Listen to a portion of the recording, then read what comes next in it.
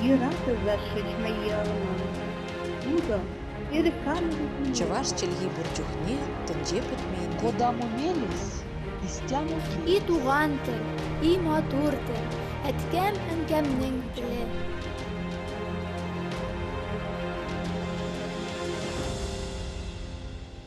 Исәнмесез, сіз Татарстан 24 каналында туған тел тапшуын қарайсыз. Сізнің білән Гүлісе Саңғатуллина.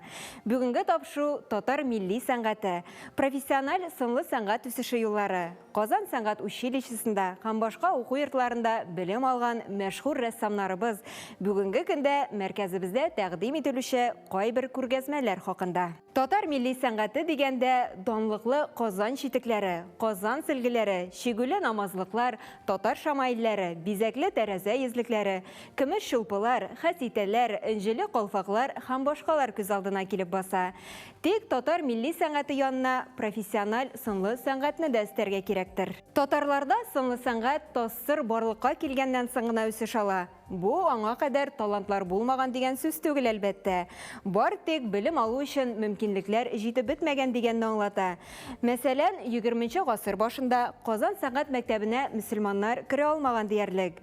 Уку йортына керү өчен милләтләр буенча чикләү булмаса да, тапшырылырга тиешле имтиханнарның берсе закон Божий булганга, мөселманнар ул сынауны үтә алмаган. Мәшһүр рәссам Бакый Урманчы да 1913 елда Казан сәнгать мәктәбенә кереп карый. Тик закон Божий үтә алмаслык киртә булып чыга.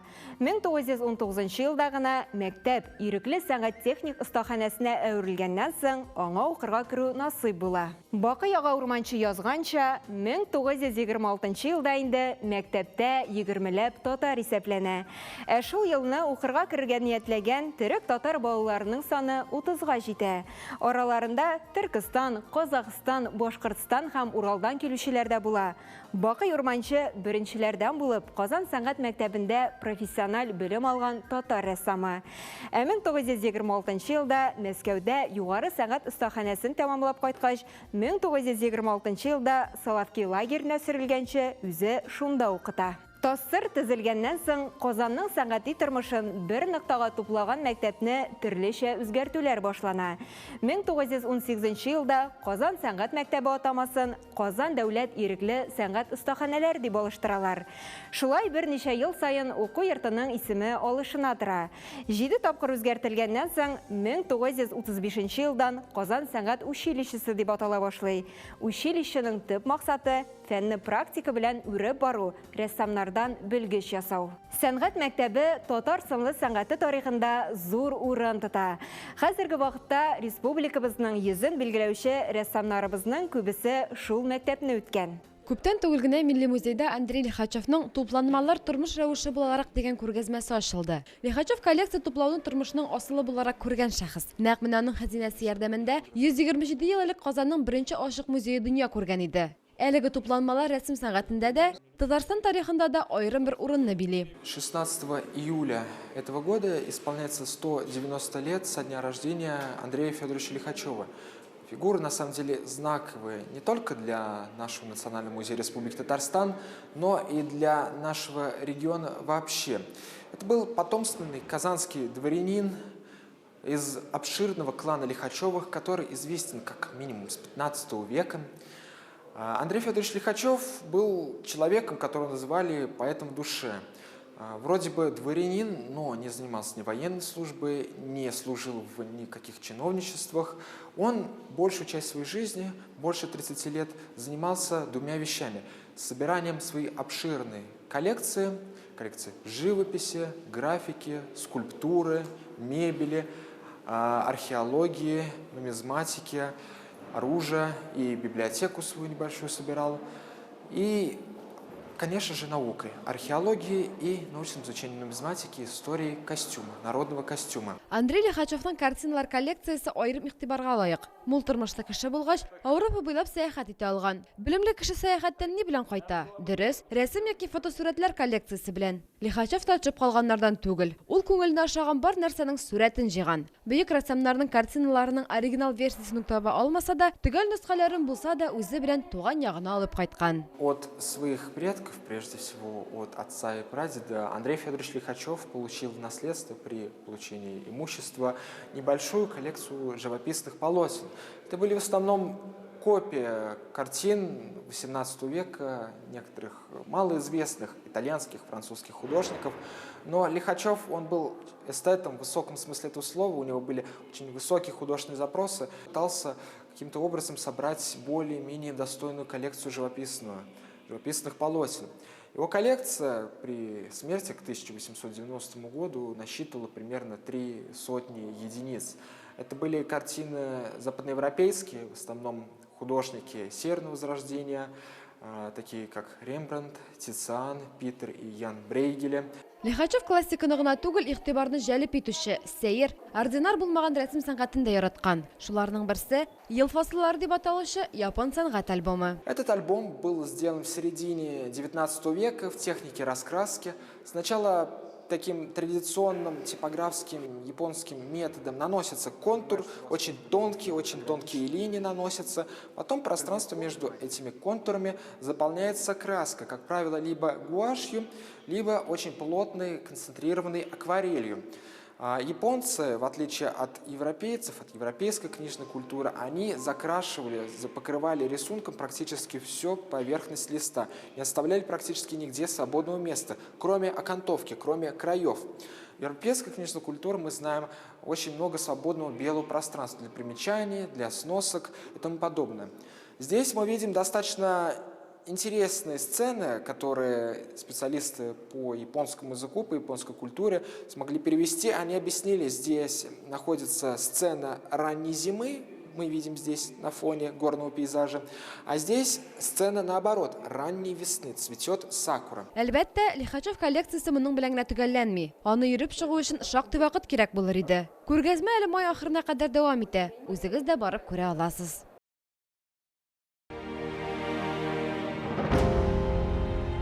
Казан сәнгать училищесын тәмамлаган кайбер күренекле татар шәхесләренә тукталыйк. Бакый Урманчы татарда киң кырлы талантка ия беренче рәссам.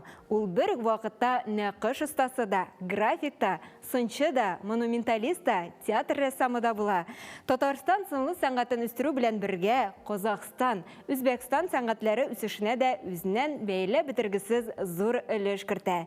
100дән артык скульптура әсәре, 300гә якын нәкыш картиналары, меңнәрчә график әсәрләрен үз эченә алган иҗаты киң катлау тамашачыларга билгеле. Татарстанның халык рәссамы, Бөек Ватан сугышы ветераны Мәмүн Сүтюшев озак еллар Камал театрында эшли. 1944 елдан театрның баш рәссамы була. 40 ел эчендә 120 спектакльнең сәнгатьчә бизәлеше өчен җавап бирә. Ул хәтта режиссер Марсель Сәлимҗанов белән дә эшләргә өлгерә. Рәссам график Шакир Мөхәммәтҗанов 1931-1960 елларда Татарстан китап нәшриятының сәнгать редакциясе җитәкчесе булып эшли. Берлинга барып җиткән Бөек Ватан сугышы ветераны. Ул китапларны сәнгатьчә бизәү белән шөгыльләнә. Басма литография өлкәсендә үзен рационализатор итеп таныта. Яшьләргә китап бизәү сәнгате серләрен өйрәтә, Тасыр рәссамнар берлеген оештыру өчен башлап йөрүче. График һәм бизәүче реставратор Мөхәммәтша Кәримов 1935 елдан Мәскәүдә Тресяков галереясында реставратор булып эшли.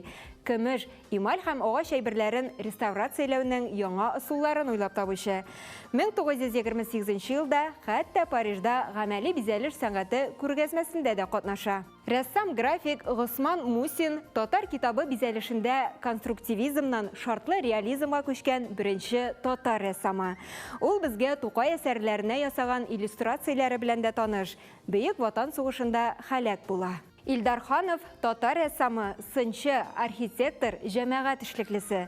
Татарстанның атказанган сәнгать эшлеклесе, Габдулла Тукай исемендәге Татарстан дәүләт премиясе иясе. 1994 елда Илдар Ханов дөньяда тиңе булмаган галәм гыйбадәтханәсе төзелешен башлый. Ул аны 16 ел дәвамында төзи. Гыйбадәтханә мөселман мәчете манарасы, православие дине гөмбәзе, католиклар чиркәве, яһүдләр синагогасы, Будда һәм башка диннәрнең рухын чагылдырган биналарны үз эченә ала. Март ахырында Баратынский музейында гадәти булмаган күргәзмә ачылган. Биредә Санкт-Петербург сталарының каллиграфиясендә Державинның күренекле Ходай одысы фрагментлары күрсәтелгән. Выставка, которая сейчас экспонируется в музее Баратынского, называется «Бог всюду сущий. Ода Державина. Бог в творчестве Петра Чибицкого и его учеников». Это уникальная выставка по своей концепции, потому что выставка каллиграфическая и выставка, которая постоянно увеличивает количество работ на ней присутствующих. Петр Чибицко, известный очень художник, создатель первой школы каллиграфии у нас в стране. В прошлом году он отмечал 75-летний юбилей, его школа находится в Петербурге, она очень известна. И вот, собственно говоря, идея этой выставки возникла первоначально, как бы вот в его голове сложилась. Но она была такая внутренняя, то есть это был его порыв, прочитав Оду. Державин одысы аңа зур тәсир ясый, илһамландыра һәм каллиграфик картина барлыкка килә. Аннары идеяны укучылары да күтәреп ала, одыны бүлешеп, һәр кайсы үз әсәрен тудыра. Сначала было где-то в районе 10 работ, сейчас на выставке в нашем музее их 35 уже, и готовятся новые работы. Так, например, несколько лет назад появилась Ода Державина на татарском языке. Наш народный поэт Ринат Харис перевел эту оду, и вот здесь на выставке она представлена. Павел Чибицко сделал эту работу. Есть в японской графике работа, на эстонском языке, на турецком языке, то есть на украинском языке. То есть многие специально для этого проекта были сделаны переводы. И, наверное, уникальность этой выставки как раз в этом и есть. Проект авторлары сүзләренә караганда, Ходай одысы оҗмахның тирән догасына тең. Эш катлаулы була. Һәр эскиз, оригиналны үтәүнең һәр этабы фикерләшеп хәл ителә. Возрождение каллиграфического искусства, оно вдруг вот началось в стране у нас, потому что какой-то момент по этому поводу было такое затишье, а сейчас это тренд, это мода. Появляются эти школы, в том числе в Казани у нас очень часто обучают этому. И, наверное, это очень хорошая мода, потому что внутреннее соответствует внешнему, и внешнее соответствует внутреннему. Вот в этом, наверное, такая суть Оды Державина представлена в разных цветовых композициях, в разных шрифтах, на разных алфавитах. И я думаю, что этот проект будет все далее и далее развиваться.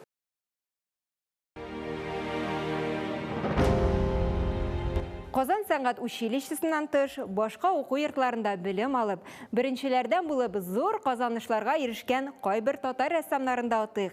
Мирзажан Байкеев, беренче татар һөнәри скульпторы һәм рәссам реставраторы.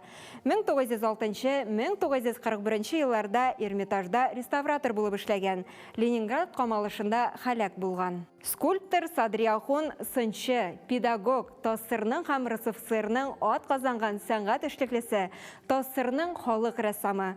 Ул 1930-1950 елларда совет скульптура сәнгатендә әйдәп баручы осталарның берсе буларак милли сынлы сәнгать үсешенә зур өлеш кертә. Исмәгыйль Гайнетдинов беренче татар профессиональ архитекторы, профессор.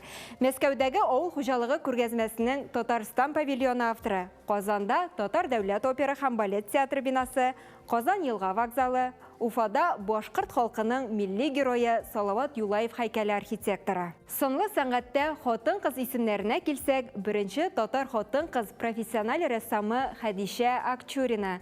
Ул Мәскәүдә Строганов сәнгать училищесында белем алган.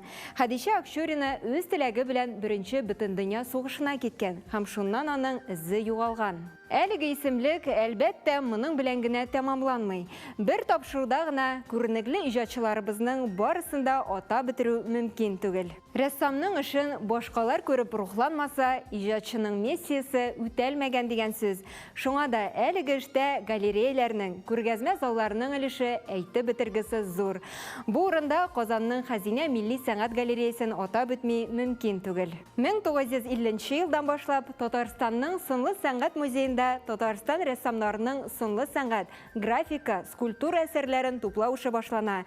Шуларга нигезләнеп, музейда Татарстанның һөнәри декоратив гамәли сәнгате дип исемләнгән даими эшләүче экспозиция ясала. Татар милли сәнгате тупланмасы музей фондында күренекле урын били. Шул тупланма нигезендә 2005 елның 23 августында Казанның 1000 еллыгын бәйрәм иткән көннәрдә Казан Кремле музей тыюлыгында элекке юнкерлар училищесы бинасында Татарстанның сынлы сәнгать музейының бүлекчеге буларак Хәзинә милли сәнгать галереясы ачыла.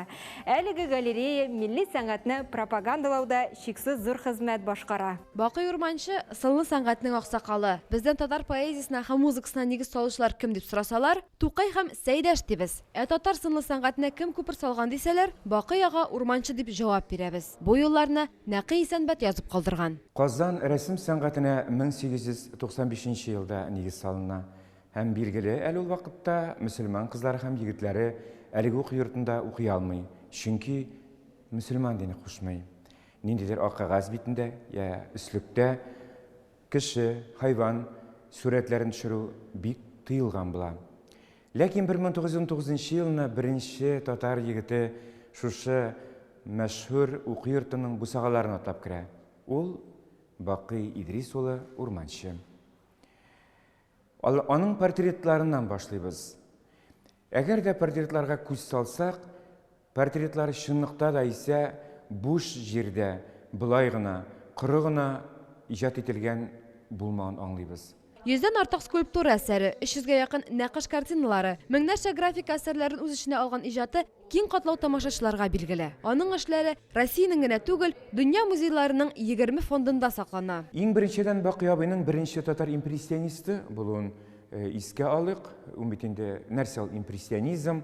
Ул француз теленнән алынган la impression, тәэссират, тәэсир сүзе, димәк, тәрҗемәсе шулай аңлатыла. Һәм менә әгәр дә без тагын чираттагы портретка күз салсак, бирдә Сара ханым бакча фонында. Димәк, Бакый абыйда да портретлар гел бер җайга гына эшләнмәгән. Бер әйтергә кирәк, портретларда күп төрле бит әле. Портретлар арасында шундый бәйрәм эшләнгән портрет, рус телендә инде парадный портрет дип әйтәбез. Һәм шулай ук көнкүреш стилендәге портретлар. Һәм Бакый абыйның кайчакта ул аны бәйрәмчә стиль, ялмаса көнкүреш стиленә кайтарып калдырганмы? Аны да без әле ныклап тиз генә аңламыйбыз. Чөнки анда төрле чалымнар бәйләнешкә кереп, төрле чалымнар өстенлек ала. Һәм менә икенче портретына карасак, тагын янәшәдәге ул Сара ханым улы Илдар белән бу инде аның гаиләсе. Монда инде безнең төркемле портрет дибез аны. Һәм ул чынлап та көнкүреш характерында өйдә, мәсәлән, үй интерьеры күрәбез без. Шул вакытта Бакый абый натюрморт чалымнарында кулланырга онытмаган. Бала уенчыклар безнең портретның алгы фонында. Бакый Урманчы әсәрләре Татарстанда һәм чит ил күргәзмәләрендә даими күрсәтелеп торыла. Казакъстандагы иҗаты аерым игътибарга лаек. Сталин репрессиясе корбаны буларак Бакый абыйга билгеле Казакъстанда да яшәргә туры килә. Казакъстанда яшәгәндә ул тик кенә тормый. Һәм һәр вакытаның ике кулына бер эш, бу инде аның иҗат эше. Ул уйгыр, казак халкы белән бик нык аралаша, аларның мәдәниятенә тирәнтен керә. Һәм буш вакыты булганда казак гаиләләренә керә. Каршыбызда Җамбылда кунакта дигән әсәре. Бу бик бай композицияле әсәр. Казак тирмәсендә әйтерсең бәйрәм. Чөнки ул үзенә кунакларны җыйган. Алар арасында әле генә сугыштан, фронттан кайткан, күкрәк тулы орден медальләре булган казак батыры, казак каһарманы да бар. Һәм инде күрүебезчә бит инде ул Бакый абый безнең халыклар дуслыгы җырчысы. Шулай күрәсез, үзбәк ир егете дә аягын бөкләп дастархан янына утырган. Инде Җамбул ул бит казакларның бик атаклы акыны, акын ул үзе шигырьне язучы, аңарга көй язучы, һәм аны шулай ук думбрада башкаручы, һәм аның тормыш иптәше.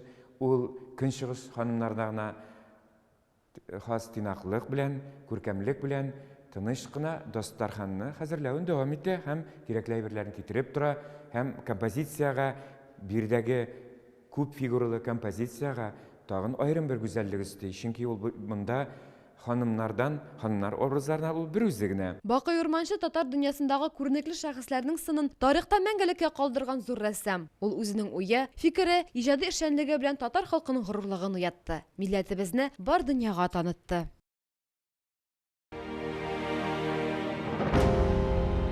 Күп мәдәниятле илебездә татар милли сәнгатенең үз урыны бар. Танылган сәнгать галиме профессор Виктор Ванслов әйткәнчә, татар рәсем сәнгате күп төрле милли мәдәниятләр гөлләмәсендә күркәм бер чәчкә сыман.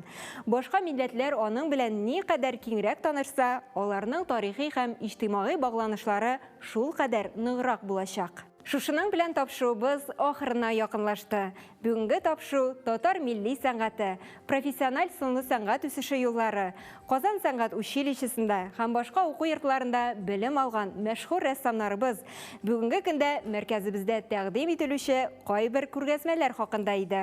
Сез Татарстан 24 каналында туган тел тапшыруын карадыгыз. Сезнең белән Гөлүсә Сыңгатуллина булды. Сау булыгыз, киләсе очрашуларга кадәр. Йөрәк зәшеш мәйяуна. Ну-ка, Чаваш чельги бурчухне тынже путмейн. Куда мумелис, истяму И туган тел, и матур тел, әткәм әнкәмнең теле.